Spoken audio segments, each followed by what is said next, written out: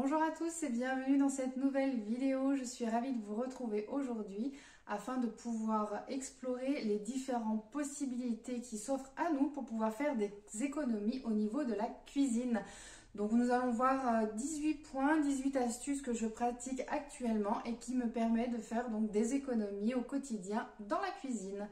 Donc tout d'abord, j'utilise principalement des serviettes en tissu de manière à pouvoir les laver, les réutiliser donc régulièrement et éviter d'avoir à en acheter à chaque fois. Mine de rien, ça prend pas beaucoup de place dans la machine à laver et ça vous permet de faire des économies au quotidien. Deuxième point, donc des torchons j'utilise pour pouvoir essuyer, les utiliser facilement pour remplacer notamment le sopalin. C'est franchement hyper pratique. Si vous n'utilisez pas de torchon ou vous n'aimez pas utiliser du torchon, vous pouvez aussi avoir de l'essuie-tout lavable. Donc de plus en plus, il y en a qui en réalisent. Donc soit vous savez pas forcément maîtriser tout ce qui est couture, un peu comme moi, et donc du coup vous pouvez très bien acheter auprès de créatrices donc des produits déjà tout finis, donc ce sera quand même bien amorti sur le nombre de temps parce que du coup c'est utilisable sur une longue durée, ou au contraire vous pouvez très bien les réaliser vous-même. Pour la cuisine, vous pouvez utiliser également des tawashi en remplacement des éponges. Donc c'est un système que vous allez réaliser directement à base de vieilles chaussettes. Donc les vieilles chaussettes, on va les récupérer, on va faire des bandes et on va les mettre sur un espèce de support avec des petits clous et on va venir passer une sorte de tressage en passant par-dessus, par-dessous, et on va réussir à réaliser à la fin donc l'équivalent d'un carré, et qui va vous permettre du coup de pouvoir faire votre vaisselle avec, de manière à pouvoir frotter, voilà, qui remplace vraiment une éponge. Alors c'est vraiment pour pouvoir faire la vaisselle, mais c'est pas forcément un haut pouvoir absorbant. Donc finalement au quotidien on n'utilisera pas forcément les tawashi, mais plutôt voilà un torchon, un essuie-tout maison pour pouvoir absorber un liquide par exemple. Pour faire des économies également, l'idéal est de pouvoir cuisiner maison. Donc effectivement, le fait d'acheter des plats tout prêts, forcément ça a un certain coût. Alors que pouvoir le faire soi-même à la maison, ça demande un petit peu de temps et de l'organisation. Mais ça vous permettra, mine de rien, de faire énormément d'économies. Donc également sur le même point, on peut réaliser le dimanche par exemple, faire un batch cooking ou du meal prep, et donc du coup ça vous permet énormément donc de planifier sur la semaine déjà vos repas, de les préparer à l'avance et donc du coup de gagner énormément de temps mais également de l'argent, parce que mine de rien ça nous amène à l'astuce supplémentaire.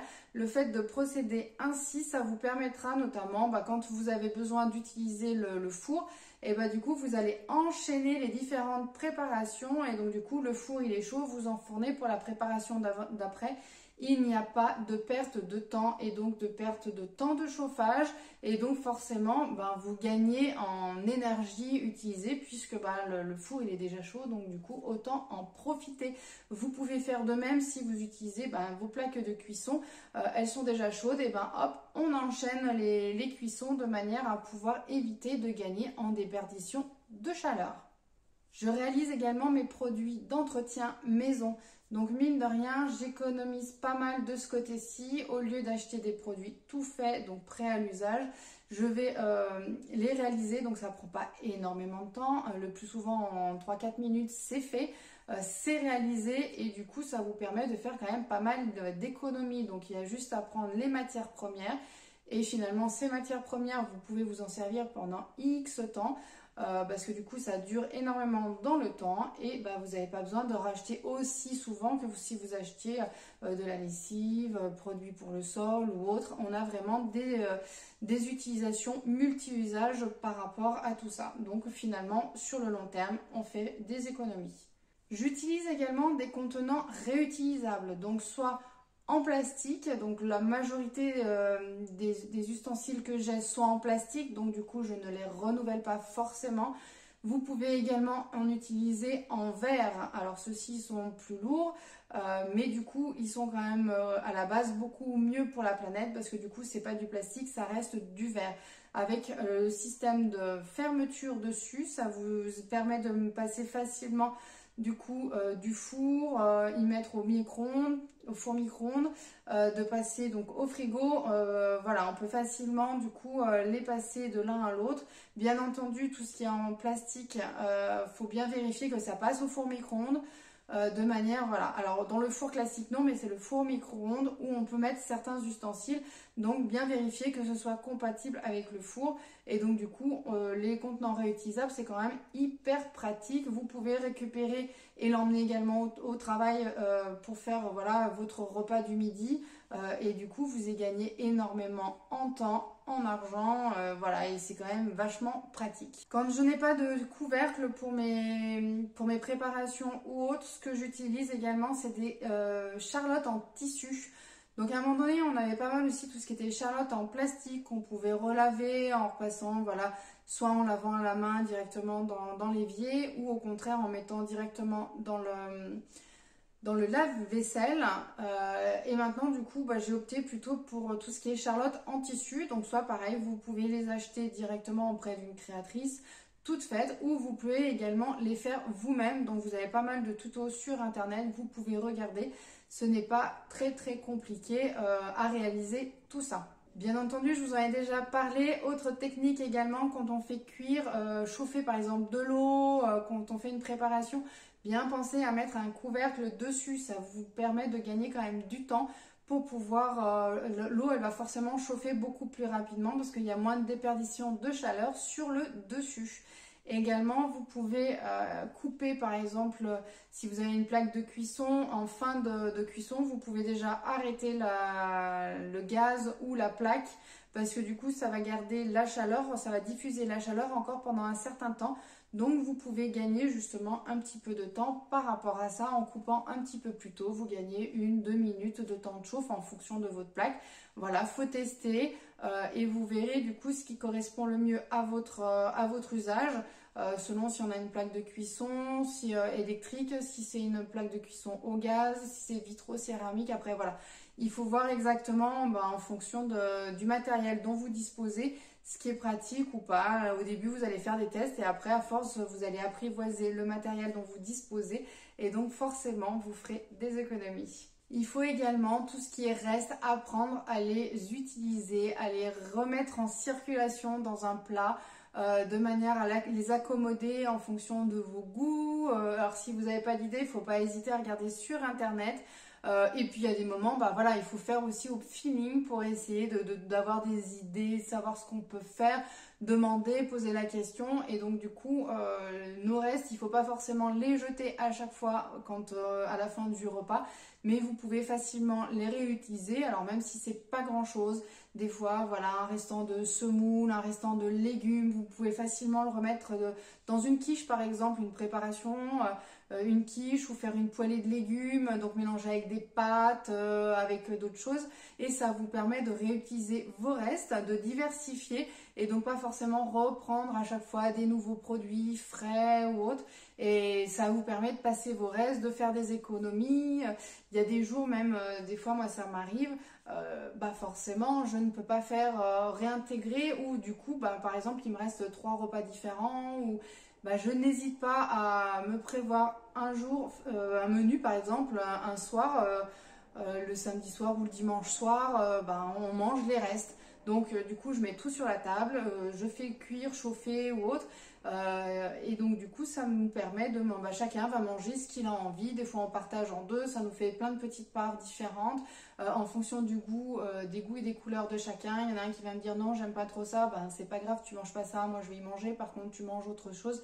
Et donc du coup chacun va manger un peu ce qui lui plaît, et ça permet justement de passer les restes. Donc c'est quand même hyper important, parce que mine de rien on a un repas souvent où on fait des économies. Si ça n'a pas été repassé, recyclé dans un repas durant la semaine, et du coup c'est l'occasion ou jamais de faire un repas restant de la semaine, de manière à pouvoir écouler tout ça. On peut faire des économies également en limitant la viande lors de nos achats au supermarché. Donc le fait de ne pas mettre de la viande à tous les repas, mine de rien, ça fait quand même une sacrée économie.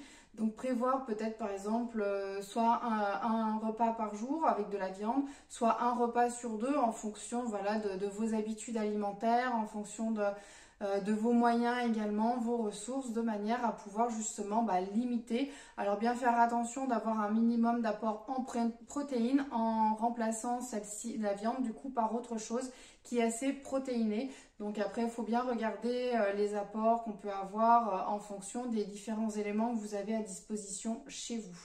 On fait également des économies grâce à l'eau qu'on va utiliser pour nettoyer les fruits, les légumes. Donc pensez bien à récupérer cette eau-ci pour vos plantes, pour arroser vos plantes, pour pouvoir arroser le jardin si vous en avez un.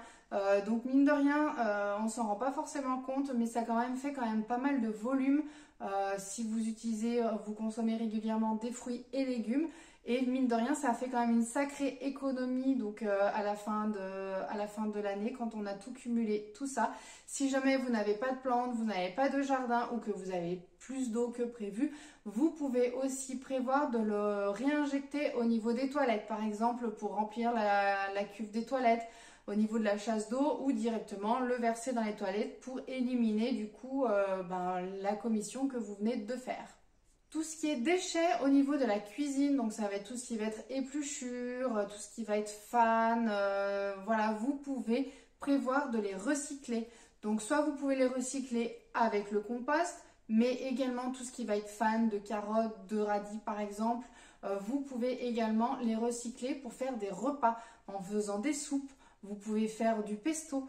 Vous avez pas mal de petites recettes que vous pouvez retrouver sur internet qui vont pouvoir vous donner justement des idées ou éviter d'acheter en supermarché ou d'agrémenter certains plats pour pouvoir les diversifier également et qui vont mine de rien vous faire pas mal d'économies. Également tout ce qui est épluchure de légumes, vous pouvez les garder. Si vous n'en avez pas suffisamment assez, vous pouvez également les congeler. En attendant de pouvoir en avoir suffisamment, vous pouvez ensuite les réduire en poudre avec tout un mélange. Vous pouvez faire également des bouillons de cubes avec. À savoir que voilà, et donc du coup c'est des petites idées qui vous permettent justement de mettre en place tout ça et faire des économies au quotidien de manière à limiter vous n'avez pas besoin de faire d'achat de bouillon de cubes, tout ce qui est carcasse au niveau du poulet ou autre, vous pouvez les garder et mettre dans de l'eau pour pouvoir faire vos bouillons également. Vous avez énormément de possibilités à mettre en place de ce côté-là pour pouvoir justement rentabiliser, utiliser tous ces déchets pour faire de la cuisine, pour agrémenter au quotidien et pouvoir diversifier et faire mine de rien de grosses économies. Je réalise également mes repas souvent en grande quantité. Donc je prévois souvent soit parce que j'ai mon repas du lendemain midi à prévoir pour le travail. Donc je fais toujours en sorte d'en avoir un petit peu plus pour qu'il m'en reste. De manière à avoir déjà mon repas, mon petit plat tout prêt pour le lendemain. Ou sinon je prévois aussi pour congeler. Donc du coup ça me permet de pouvoir prévoir des repas d'avance pour une fois en dépannage. Soit individuel, soit pour 3 par exemple. Souvent j'aime bien faire des lasagnes, on adore les lasagnes et donc du coup forcément je les fais en grosse quantité, donc j'en prends une partie pour nous le jour J et souvent je recongèle donc pour 3 également, donc en grosse quantité pour un plat, un repas qu'on va faire, je sais pas, dans 15 jours, un mois. Donc ça permettra d'en avoir un tout prêt un jour où j'ai pas le temps, où on a envie de changer, de manger lasagne sans forcément perdre le temps à tout faire. Ça nous permet du coup d'en avoir d'avance. Bien entendu, tout ce qui va être plat à congeler, j'attends toujours que ce soit bien froid, que le repas soit bien froid avant de pouvoir mettre au congélateur pour éviter justement d'avoir une surconsommation au niveau du congélateur et faire en sorte qu'il surchauffe pour pouvoir faire redescendre en température le plat. Parce que du coup là on va avoir une surconsommation, donc autant dire qu'on va être à 0 pointé au niveau des économies. Je limite également tout ce qui va être achat d'électroménager uniquement au strict nécessaire. Ça veut dire que je vais vraiment réfléchir à l'usage de l'électroménager, savoir s'il va vraiment me servir, si c'est vraiment un appareil qui m'est indispensable. Si j'ai une autre solution, une autre technique pour pouvoir réaliser exactement la même chose tout en évitant de l'acheter, je vais le faire. Par exemple, pour une yaourtière, pour le moment, je n'en achète pas. C'est vrai que c'est hyper utile, mais tout simplement parce que je fais mes préparations au Cookéo. Donc voilà, soit avant je les faisais directement avec à la vapeur, oui, dans le, comment ça s'appelle, directement dans mon faitout, dans ma cocotte minute. Voilà, je vais y arriver. Je le faisais directement dans ma cocotte minute et donc du coup c'était parfait. Je laissais poser pendant toute une nuit et du coup j'avais des yaourts nickel chrome. Maintenant je le fais au cookéo, donc voilà, mon cookéo me sert à faire pas mal de préparations, mais également tout ce qui va être laitage. Donc du coup c'est hyper pratique de ce côté-là. Donc pour le moment la yaourtière, pour moi, j'estime que j'ai une alternative, donc je ne vais pas m'embarrasser à acheter une yaourtière, ne serait-ce que par rapport au prix des chats, la place, et donc du coup, voilà, je gagne énormément aussi de ce que c'est ci, et je fais ça pour tout ce qui va être électroménager, que ce soit dans la cuisine et également dans la maison. Et le dernier point que je peux vous proposer, c'est tout simplement d'avoir un petit jardin, un petit potager chez vous. Donc vous pouvez l'avoir soit parce que vous avez un bout de terrain, donc directement en pleine terre. Si ce n'est pas le cas, vous pouvez avoir dans des bacs, faire directement sur votre balcon, dans des jardinières, dans des pots. Vous pouvez, alors ça va être limité, c'est sûr, c'est pas comme si on avait un grand jardin, mais c'est quand même un début qui vous permet d'avoir un minimum de choses à la maison et pouvoir manger régulièrement des petits fruits, des petits légumes, et donc du coup vous faire mine de rien des économies, ne serait-ce que si vous avez des fraises sur le balcon, si vous avez un ou deux plants de framboisiers, quand on regarde le prix au kilo, mine de rien c'est pas négligeable et ça vous permet de faire énormément d'économies. Je viens de repenser à un dernier point qu'on peut faire également, c'est tout simplement faire des balades, de la cueillette en pleine nature. Si vous avez la possibilité d'aller vous balader dans les bois, vous pouvez trouver énormément de choses. Vous pouvez avoir les mûres, vous pouvez avoir des champignons. Alors ça, il faut s'y connaître au niveau champignons, pas prendre n'importe quel champignon, donc bien vous renseigner. Également tout ce qui va être châtaigne, vous pouvez récolter aussi des glands, il peut y avoir tout ce qui va être cyronodon, bref, vous avez énormément de choses, tout ce qui va être fleurs sauvages, vous pouvez faire énormément de choses également. Bien entendu, toujours cueillir dans des endroits qui sont non pollués ou voilà, ils sont éloignés de toute pollution éventuelle, de manière à avoir au maximum des produits sains et avec un minimum de pollution possible. Voilà, je crois que je vais avoir fait le tour de tous les différents points. Bien entendu, je vous invite également à aller regarder mes astuces pour faire des économies en course. Donc, je vais vous le mettre directement ici dans la barre d'informations. Et également, j'avais d'autres astuces à faire pour tout ce que je n'achète plus du tout en course. Donc, je vais vous le mettre également ici en barre d'informations. Vous avez énormément d'idées et d'astuces de ce côté-ci pour pouvoir faire encore plus d'économies. Voilà, j'espère que cette vidéo vous aura plu. N'hésitez pas à la liker, n'hésitez pas à me laisser un petit commentaire en dessous de la vidéo pour découvrir si vous avez des astuces également de votre côté que je pourrais découvrir, appliquer. Voilà, n'hésitez pas, ça me fait toujours très plaisir de vous lire et je vous dis encore 1000 merci parce que la chaîne vient de passer les 1000 abonnés, donc je suis super contente et je vous remercie du fond du cœur. Donc en ce moment je fais un petit sondage en vous posant plein de questions, savoir exactement ce que vous attendez, ce qui peut être toutes les possibilités qui puissent vous aider dans mes prochaines vidéos. Donc je vous invite tout au courant du mois de juin à répondre à ces différentes questions pour m'aider un peu à voir vos besoins, les endroits où vous rencontrez des difficultés, de manière à ce que je puisse vous aider au mieux à travers mes prochaines vidéos. Voilà, je vous dis à très bientôt et dans une prochaine vidéo. Ciao, bye bye!